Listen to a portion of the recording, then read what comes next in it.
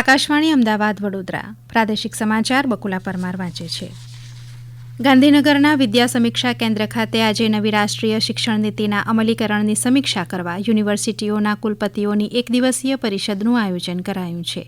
Technical ઉચ્ચ શિક્ષણ મંત્રી ઋષિકેશ પટેલની અધ્યક્ષતામાં યોજાઈ રહેલી આ પરિષદમાં રાજ્ય શિક્ષણ મંત્રી પ્રફુલ્લ પાનસેરિયા, રાજ્ય સરકારના અધિક મુખ્ય સચિવ સુનૈના તોમર સહિત વિવિધ સરકારી અને ખાનગી યુનિવર્સિટીઓના વાઇસ ચાન્સેલર ભાગ લઈ રહ્યા છે. આ અંગે વધુ માહિતી આપતા મંત્રી શ્રી ઋષિકેશ પટેલે જણાવ્યું કે આ પરિષદમાં નવી શિક્ષણ નીતિના અમલીકરણ, વૈશ્વિક પ્રવાહો, ખૂટતી બાબતોની ઓળખ તેમજ શૈક્ષણિક ક્ષેત્રમાં ઇનોવેશન અને સ્ટાર્ટઅપમાં સંયુક્ત પ્રયાસો ઉપર ચર્ચા થશે. આજનો જે સેમિનાર છે એક દિવસીય, એ તમામે તમામ સરકારી અને ખાનગી તમામ સંસ્થાઓ રાષ્ટ્રીય શિક્ષા નીતિમાં ક્યાં સુધી પહોંચી, કેટલો અમલ આવ્યો, એ બધીની ચર્ચાની સાથે ક્યાં માર્ગદર્શન આપવાની જરૂર છે એના માટે એક્સપર્ટ્સ અને યુનિવર્સિટીઓના પણ પ્રેઝન્ટેશન અત્રે રાખ્યા છે, જેથી કરી અને ઝડપથી ટૂંકા ગાળાની, મધ્યમ અને જે થોડી લોંગ છે એ તમામે તમામ જે અમલીકરણની પ્રક્રિયા છે એમાં પ્રથમ તબક્કો ઝડપથી ગુજરાત કેવી રીતે પાર કરી શકે એના માટેનો આજનો સેમિનાર છે. અમારા ગાંધીનગર જિલ્લાના પ્રતિનિધિ જણાવે છે કે આ પરિષદમાં એઆઈ અને ગ્રીન સ્કિલ્સ ઉપર એડ્યુનેટ સાથે સમજૂતી કરાર થશે. રાજ્ય સરકારના જનની શિશુ સુરક્ષા કાર્યક્રમ હેઠળ ગત વર્ષ 2023-24 દરમિયાન કુલ 18,45,000થી વધુ લાભાર્થીઓને ખિલખિલાટ વાહનો દ્વારા મફત પરિવહન સેવાઓ પૂરી પાડવામાં આવી હતી.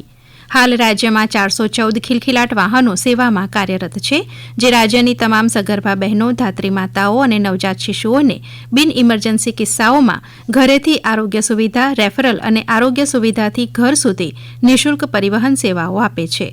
મફત પરિવહન સેવાથી લાભાર્થીઓ આરોગ્ય સંભાળ સેવાઓ મેળવવા માટે પ્રોત્સાહિત થાય છે. આ યોજના અંતર્ગત જાહેર આરોગ્ય સંસ્થામાં પ્રસૂતિ પછી માતા અને નવજાત શિશુને આરોગ્ય સંસ્થાથી ઘરે પરત મૂકવાની મફત સુવિધા પૂરી પાડવામાં આવે છે. ભારતીય તટરક્ષક દળ દ્વારા પોરબંદરથી ઈરાન જઈ રહેલી બોટમાંથી 12 ખલાસીઓને બચાવી લેવાયા છે. પોરબંદરથી માલસામાન લઈને ઈરાન જઈ રહેલી બોટ દ્વારકાથી 270 કિલોમીટર દૂર તોફાની દરિયાના કારણે ડૂબવા લાગી હતી, જે અંગે ભારતીય તટરક્ષક દળના આઈસીજીએસ સાર્થક દ્વારા બચાવ કાર્ય હાથ ધરાયું હતું અને મધદરિયે ડૂબી રહેલી બોટમાંથી 12 ખલાસીઓને બચાવાયા હતા. બચાવ બાદ તમામ ખલાસીઓને પોરબંદર પરત લઈ જવાયા હતા. પાકિસ્તાની એરક્રાફ્ટ અને ખાનગી વેસલ દ્વારા પણ તપાસ અભિયાન હાથ ધરાયું હતું. રાજકોટના ધોરાજી નગરપાલિકા દ્વારા સ્વર્ણિમ જયંતિ મુખ્યમંત્રી શહેરી વિકાસ યોજના અંતર્ગત દરબારીવાડામાં 1 કરોડ 14 લાખ રૂપિયાના ખર્ચે રિફ્યુઝ ટ્રાન્સપોર્ટ સ્ટેશન બનાવવામાં આવી રહ્યું છે. ધોરાજી ખાતે નિર્માણાધીન આ રિફ્યુઝ ટ્રાન્સપોર્ટ સ્ટેશનનો 25 ટન જેટલા કચરાના વ્યવસ્થિત અને ટૂંકા ગાળાના સંગ્રહ માટે ઉપયોગ કરવામાં આવશે. શહેરી વિસ્તારમાંથી એકઠો કરાયેલ કચરો ભોડા ડમ્પિંગ સાઇટ ખાતે લઈ જવાશે, જ્યારે ભોડા ડમ્પ સાઇટની જગ્યામાં 4 કરોડ રૂપિયાના ખર્ચે મટીરીયલ રિસાયકલિંગ ફેસિલિટી શેડ બનાવવામાં આવશે. આ શેડમાં એકત્ર કરાયેલા કચરાનું વર્ગીકરણ અને પૃથ્થકરણ કરાશે અને ફરીથી ઉપયોગમાં લઈ શકાય તેવા કચરાનું રિસાયકલિંગ કરવામાં આવશે. રાજ્યભરમાં જાન્યુઆરી મહિનામાં યોજાનારા 3જા તબક્કાના ખેલ મહાકુંભ માટે આજથી ઓનલાઈન નોંધણીનો પ્રારંભ થયો છે. ઇચ્છુક ખેલાડીઓ 25મી ડિસેમ્બર સુધી નોંધણી કરાવી શકશે.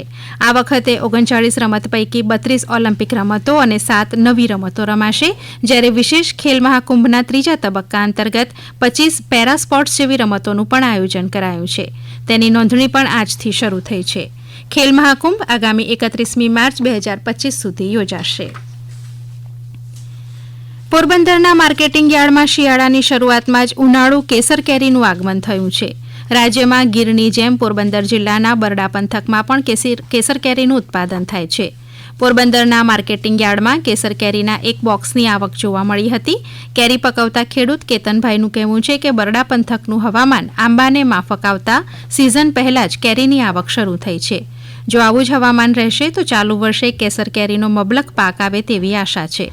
હરાજીમાં બોક્સનો ભાવ 10,010 રૂપિયા બોલાયો હતો, એટલે કે 1 કિલો કેરી 1,001 રૂપિયામાં વેચાઈ હતી.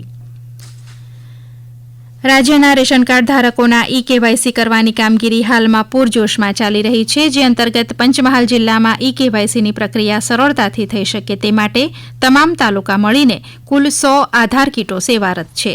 જેથી પંચમહાલ જિલ્લાના રેશન કાર્ડ ધારકો હવે જે તે તાલુકાની મામલતદાર કચેરીઓ સિવાય તાલુકા પંચાયત કચેરી, શિક્ષણ શાખા, ICDS, bank, post office, CSC સેન્ટરોમાં ઉપલબ્ધ આધાર કાર્ડ કીટોનો લાભ લઈને આધાર કાર્ડ અપડેટ અંગેની સુવિધા મેળવી શકશે. દક્ષિણ ગુજરાતના વાતાવરણમાં પલટો આવતા વાદળછાયું વાતાવરણ જોવા મળ્યું છે. વલસાડ જિલ્લાના મહારાષ્ટ્રને અડીને આવેલા કેટલાક ગામડાઓમાં છૂટોછવાયો વરસાદ થયો હોવાના અહેવાલ છે. ઉલ્લેખનીય છે કે હવામાન વિભાગે જિલ્લામાં કમોસમી વરસાદ થવાની શક્યતા વ્યક્ત કરી હતી. આ સમાચાર આપ આકાશવાણીના અમદાવાદ વડોદરા કેન્દ્ર ઉપરથી સાંભળી રહ્યા છો. આ સમાચાર આપ અમારી YouTube channel AIR news Gujarat ઉપર પણ સાંભળી શકશો. વધુ સમાચાર માટે આપ અમારા X હેન્ડલ AIR News_ABAD ને ફોલો કરી શકો છો.